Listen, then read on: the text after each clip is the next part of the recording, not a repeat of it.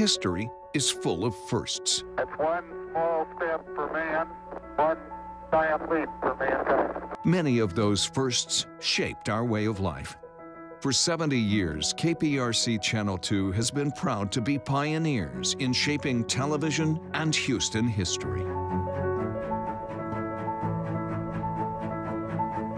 a state the size of Texas, I hope everyone can enjoy Causing the storms Thursday.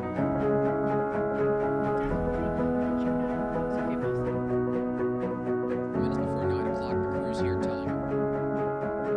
This is the first time in a long they had 11. Send us some of your pictures. Isn't it good to work for a place that has a sense of history? And indeed it is. See, taking the president from Spring to College Station, fellows.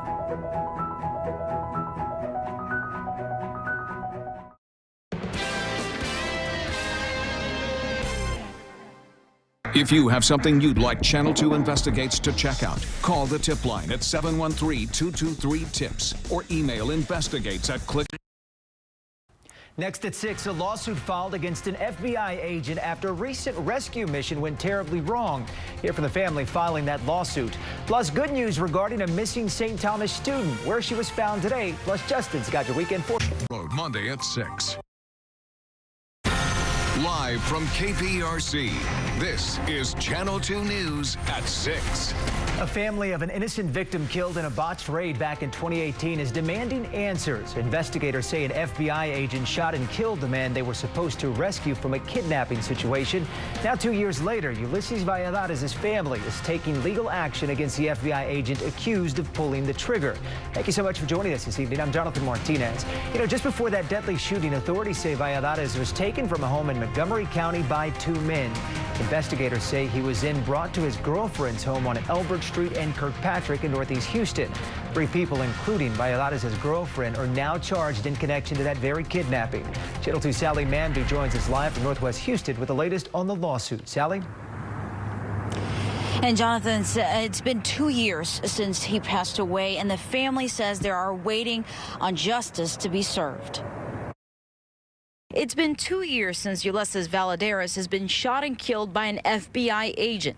Ulysses was kidnapped from his home in front of his 12-year-old son at the time, whom his guardian says him and his grandmother still don't have closure. They're still very heartbroken. Civil rights attorney Randall Callanan, who's representing the Ulysses family, says the family is now suing the government and the FBI agent who shot Ulysses. This after the Department of Justice determined 6 months ago, following an investigation into the shooting, that the agent in question didn't commit a crime. What do you do when the government obviously killed the wrong person and they do nothing? They don't even talk to you. They don't even want to hear from you. Callanan says in January of 2018, Ulysses was kidnapped and held for ransom. When the FBI attempted to rescue him, Callanan says the FBI falsely claimed that Ulysses, who was tied up, grabbed an FBI agent's gun, which caused the agent to shoot him.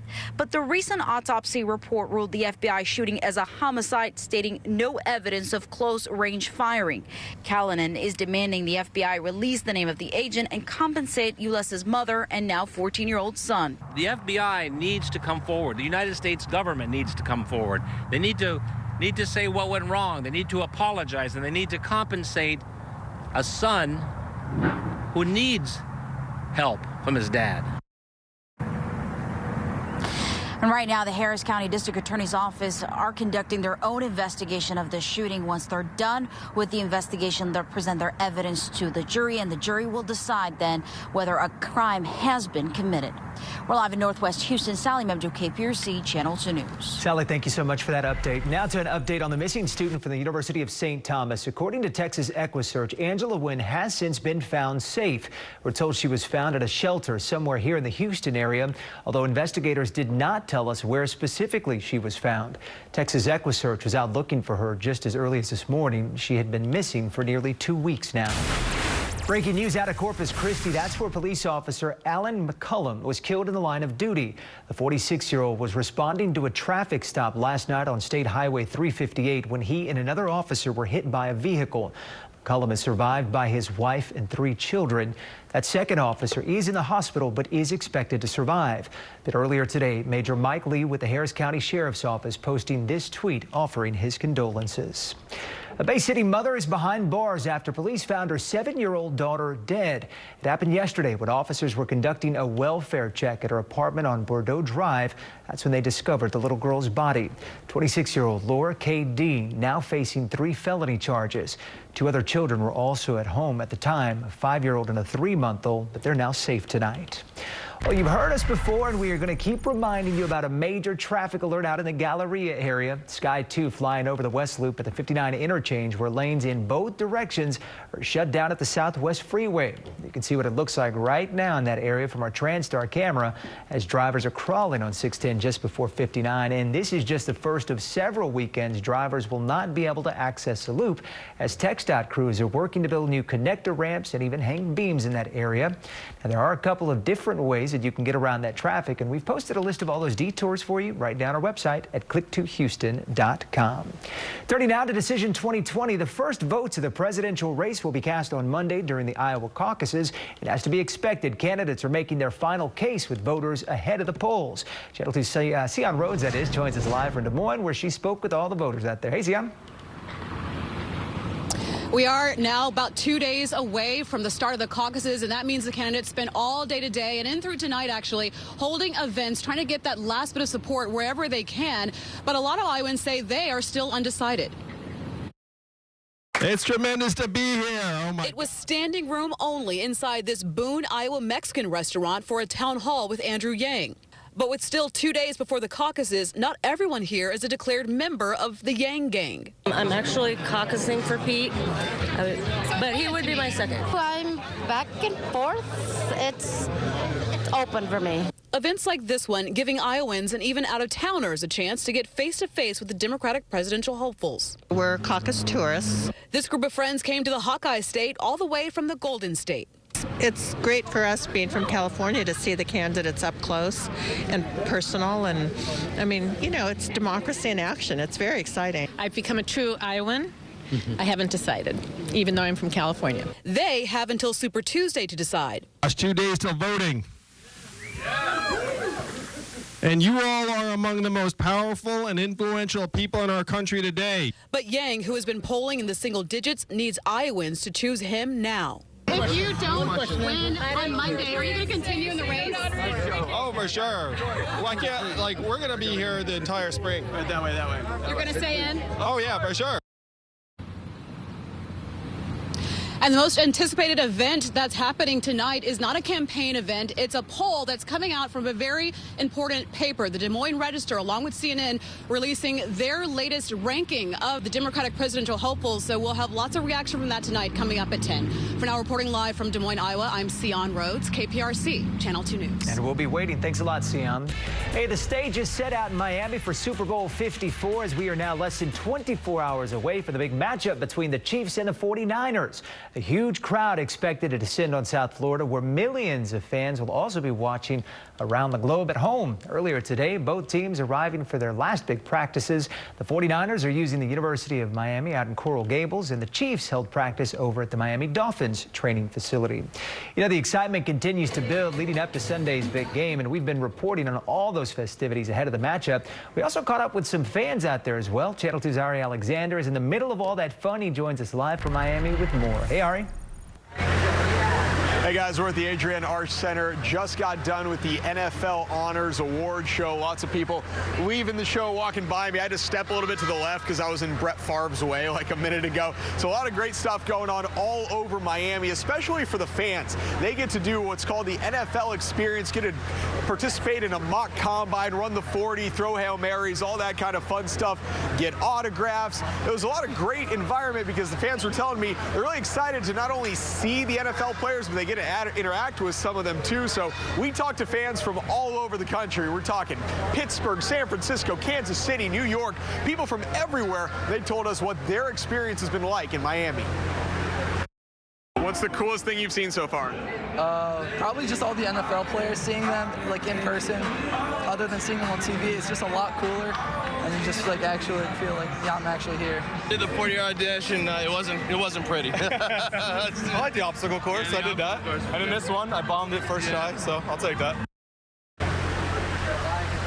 So like I mentioned, we're at NFL Honors Night, and coming up later at Sports, we'll wrap that up, show you some of the Texans that were here tonight, as well as some of the celebrities, Paul Rudd, John Hamm, guys like that all over. I'm still on the lookout for John Hamm as a Mizzou guy like me, but great night here at NFL Honors in Miami. We'll see you guys in a little bit. Reporting live from Miami Beach, Ari Alexander, KPRC, Channel 2 Sports. All right, don't have too much fun out there, sir. Channel 2 is your home for Super Bowl 54 coverage.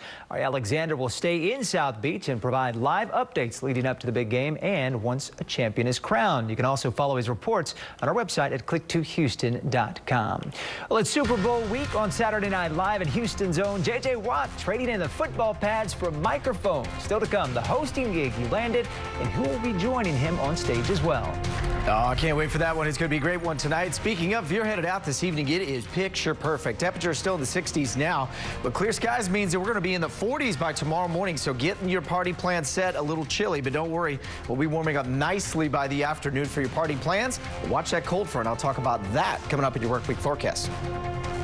And a fiery crash shuts down a busy highway in Atlanta, killing 2 people. How the fire was able to spread to nearby businesses. That's next on Channel 2 News at 6.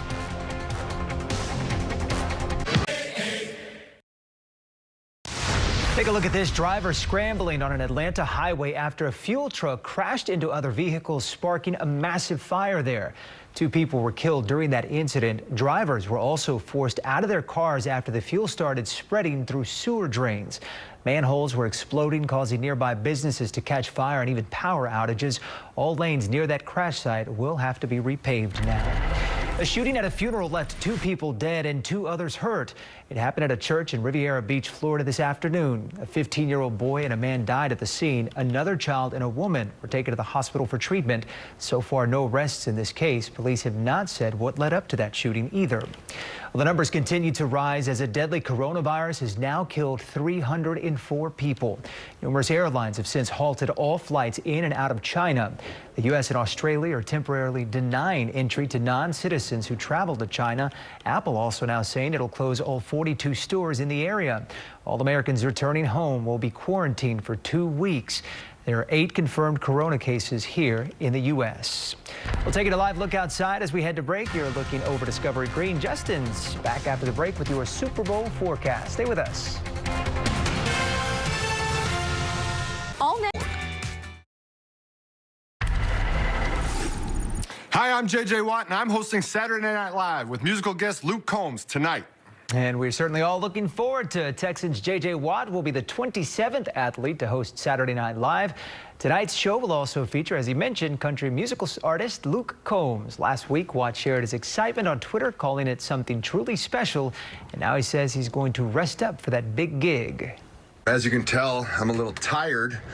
We were up from 6 a.m. until 3 a.m. yesterday, so I'm actually going to take a little nap. There you go. You can watch Saturday Night Live tonight at 10:30 right here on Channel 2 following our newscast this evening.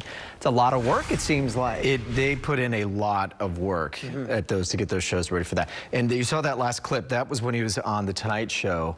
Promoting it Thursday night. If you haven't watched Do the Hot Ones, hadn't yet, you will bust out laughing. Yeah. It's hysterical. All right, now I really got to watch. It's really funny. It really is. I can't wait for him tonight. I think he's going to do a great job. So did you notice that you were watching the difference in temperatures between where Ari was down in Miami and where Zion was up in Des Moines, Iowa? That's right. That cold front that we've been talking about for midweek forecast, that's coming down through Iowa, and she's about to see some snow as they get in towards the Iowa caucus tomorrow. For us today, boy, oh boy, it was picture perfect out there. 64 is where we should be. Everybody got close, flirted with that 70 degree, but stuck it right at about 69. Both Intercontinental and Hobby Galveston was at about 68 degrees. I think we're in the 70s tomorrow, widespread, no problems with that. And it'll be somewhat of a mild evening, turning into an overnight that will get chilly once again. Not as cold as this morning, but clear skies and a relatively dry air means that we're going to cool things down pretty fast, though. Still 60s and some 50s out there, so pleasant if you're headed out this evening, or if you're going to go grocery store and get some of those supplies for your party plans tomorrow. We won't have any problems out there at all. In fact, fact, let's run the numbers for this as we take it through about 9:30 tonight, back down into the mid to low 50s. And then notice we get a little bit of a south wind kicking in too. And so instead of the 30s, that'll keep everybody tomorrow morning, mid upper 40s. Still clear though, and just a few clouds in the sky. By lunchtime, we're already back up to about mid 60s as you get your party plans kicked off. You get ready for the big game. We're talking low to mid 70s and a very, very pleasant evening. So if you want to take it outside, if you've got, one of the outdoor patios set up, should be great. Let the kids run around the backyard. No problems there expected. Now, that said, that's when things start to change. So we've got high pressure keeping us okay for Super Bowl Sunday tomorrow.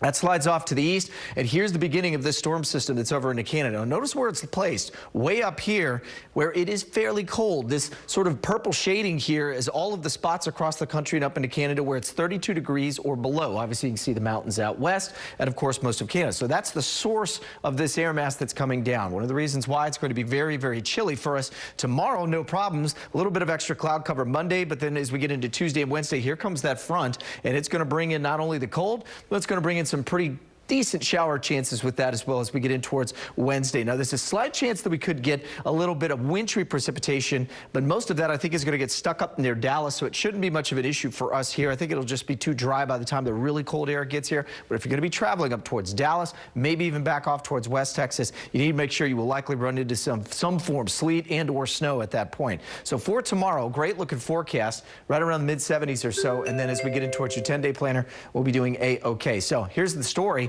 70s Tuesday. How about 50s and 30s by Wednesday and Thursday morning as that front comes crashing in? I know there's been some chatter on social media too about the fact that could we see a little bit of sleet?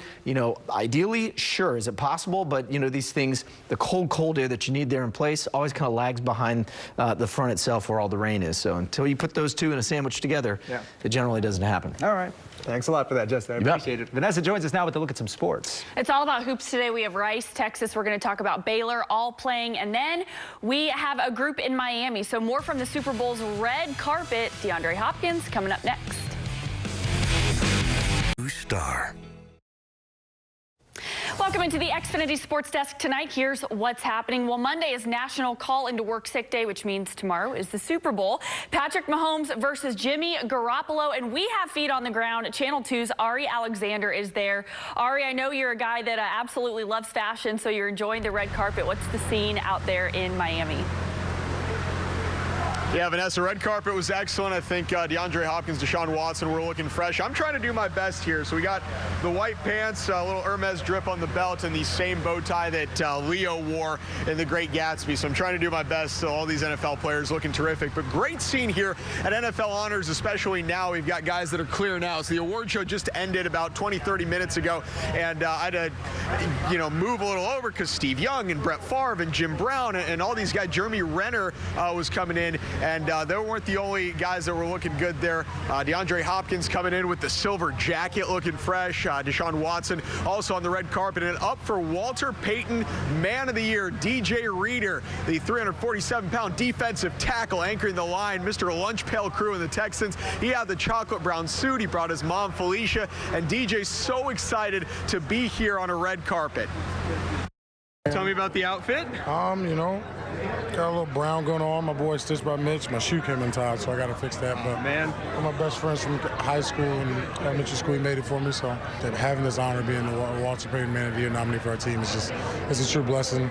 Never in a million years I thought I'd be in a place like this, so it's cool. And here at NFL Honors, we're just about to talk about some Hall of Fame players. Edgerrin James getting in the Hall of Fame. John Hamm just walked by me. So that's when we've got a great scene. A lot of celebrities here in Miami. And coming up at 10, we're going to talk about SNL. J.J. Watt hosting tonight. We talked about with some of his teammates, some other NFL players, about what they think J.J. is going to be like. Is J.J. Watt funny enough to host SNL? Talked to his brother. So a lot of guys on what J.J. is going to be doing tonight right here on NBC. So we're reporting live here in Miami. Ari Alexander, KPRC, Channel 2 Sports. Hey, thanks, Ari. All right, and Rice hosting North Texas. Aiko Adams sends it out to Murphy for the 3. Owls have a 35-26 lead. This was actually a close one. Parrish kicks it out to Aiko Adams here for another Rice 3, and Rice gets a much-needed win, 84-75. Good for them. Number 1 Baylor Bears taking on the Horned Frogs. Maceo Teague with 8 seconds to shoot puts it up for a 41-27 Baylor lead. Bears continue their incredible season, ranked number 1, a program record 18-game winning streak, 68-52 Bears. And Iowa State visiting the Longhorns. This one went down to the wire. It looks like we might be having some technical difficulties, so we're going to show you highlights of that tonight. Also, the Cougs playing Cincinnati, and then, of course, J.J. Watt on SNL. All right, we're all looking forward to that. We've Yes. been talking about it during the breaks And and everything else. I think he'll be funny. Yeah, I agree. Yeah, I think we all say that. Yeah. I think he'll pull it off. He'll kill it. We'll see. Justin's back after the break with a final check of your forecast. Stay with us.